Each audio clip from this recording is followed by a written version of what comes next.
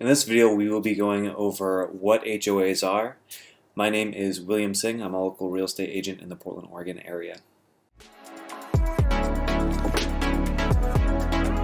An HOA, or Homeowners Association, is defined by Wikipedia as an organization in a subdivision, planned community, or condominium building that makes and enforces rules for the properties and residents. Those who purchase property within HOA's jurisdiction automatically become members and are required to pay dues known as HOA fees. This is one of those things that HOAs do cover a variety of things, and it depends on the place. Realize that they typically will cover water and sewer along with trash, but that is not always the case. One of the things that the HOA does is it essentially reduces your risk profile, but as you reduce that risk profile because you are joining a larger group of individuals who are contributing towards the maintenance and exterior updates as needed, is that you're losing that control. So realize that this is one of those situations where if something needs to get repaired or there's major issues, you will usually have less control when you are a part of an HOA.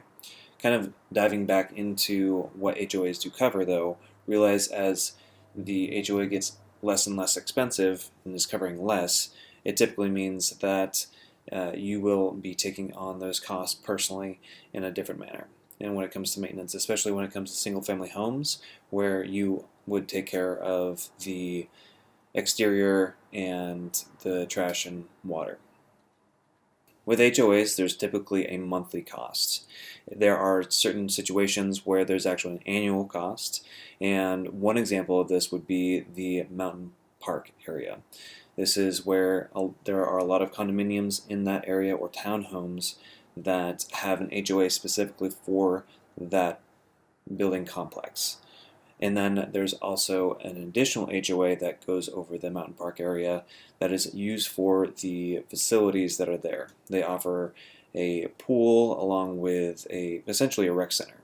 So this is one example of how HOAs are a little bit more complex, and you do need to kind of dive into them a little bit more to understand where those fees are coming from.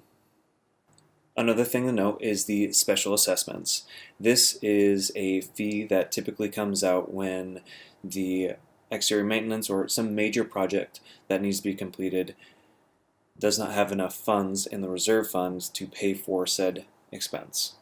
With that in mind, realize that it usually includes a monthly payment that you'll have to pay on top of your current HOA fees.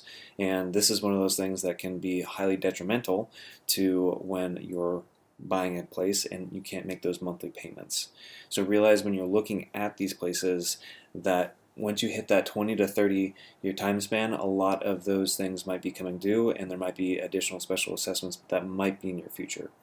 Just keep that in mind as you're kind of looking through these homes that do have HOAs with them. Another thing to note is that there is a HOA transfer fee. So when you're in the process of buying this home that does have an HOA, there is typically an HOA transfer fee that is anywhere between $200 to $300. This, of course, can vary a little bit more wildly depending on where you're on at the spectrum and that particular HOA. So realize that that will be a part of your costs as well. So with the HOA, there are a lot of documents that you will need to pour through.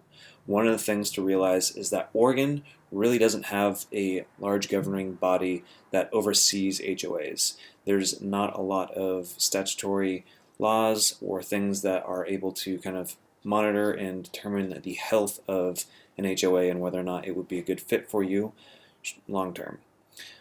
With that in mind, realize that on a typical contract, we have about 7 business days from the time we receive all of the HOA documents to review them. And one of the things that you'll know is that you'll want to make sure that you review these 5 documents or types of documents. Number 1 is to look at the reserve study. This will kind of tell you a little bit more about how much they have in reserve and what they're planning for in terms of major improvements in the future.